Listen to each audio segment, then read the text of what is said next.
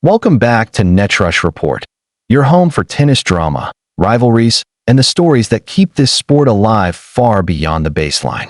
If you live for the fire, the controversies, and the emotional twists that define tennis, make sure to hit that subscribe button, join the rush, and never miss the stories that matter most.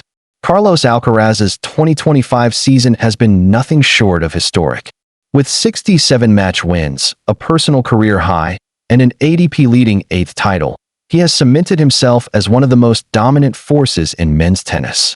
Yet, this triumph came at a heavy cost. During his opening match in Tokyo against Sebastian Baez, Alcaraz twisted his left ankle. For many players, that would have been the end of their run. But Alcaraz chose to push forward, grinding through the pain to eventually win the title. His triumph was as much about resilience as it was about tennis skill, but now that decision has forced him to step back. On Instagram stories, Alcaraz expressed his heartbreak. "I'm very disappointed to announce that I won't be able to play the Rolex Shanghai Masters this year. Unfortunately, I've been struggling with some physical issues, and after discussing with my team, we believe the best decision is to rest and recover. I was really looking forward to playing in front of the amazing fans in Shanghai again. I hope to be back soon and see my Chinese fans next year." That message struck a chord with fans around the world. For many, it showed just how much the 22-year-old cares not only about competing, but also about connecting with the global tennis community. Shanghai was supposed to be another stage for him to test his dominance, but instead, it becomes a turning point in his season. So, what does this withdrawal mean? With Alcaraz out, the tournament draw has already shifted. Frenchman Corentin Moutet steps into the role of the 33rd seed, taking Alcaraz's spot. Moutet will now face either Beijing finalist Lerner Tien or Miomir Kekmanovic in the second round. This change not only affects those matchups, but also alters the entire competitive balance of the top half of the draw. With Alcaraz absent, Jannik Sinner now stands as the highest-ranked player in the Shanghai field. Sitting in the bottom half of the draw, Sinner will begin his campaign against Daniel Altmaier or a qualifier/lucky loser. The Italian's path suddenly looks more open, and with Alcaraz sidelined, this could be Sinner's chance to seize even more momentum in the ADP rankings race. Winning 8 titles in one season is extraordinary, but it has also taken a toll on Alcaraz's body. From a US Open battle to grueling ADP tournaments across continents, the physical demands have been relentless. His withdrawal is a reminder that even the strongest athletes are vulnerable. The ankle injury may seem minor now, but repeated strain could lead to long-term complications. Alcaraz's absence gives his rivals a golden opportunity. Sinner, Daniil Medvedev, and even Novak Djokovic, despite being in a transitional phase of his career, will now have more room to close the gap. Each missed tournament for Alcaraz is a chance for others to catch up. Fans in Shanghai, who had been eagerly waiting to see Alcaraz in action, are left disappointed. Many took to social media to wish him a speedy recovery, while others questioned whether pushing through Tokyo was the right choice. Was winning the Tokyo title worth risking Shanghai?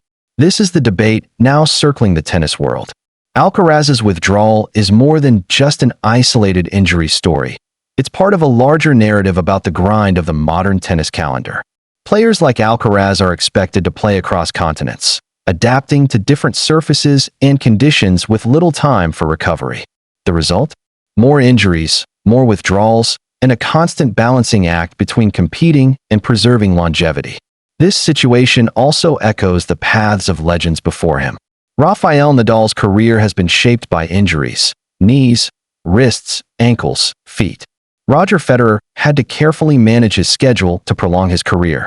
Novak Djokovic, too, has learned when to withdraw in order to extend his dominance. Now, Alcaraz finds himself learning that same lesson at just 22 years old. His Tokyo triumph was a statement of grit, but Shanghai reminds us that tennis greatness isn't just about winning titles. It's about surviving the tour itself. For now, Alcaraz will focus on recovery.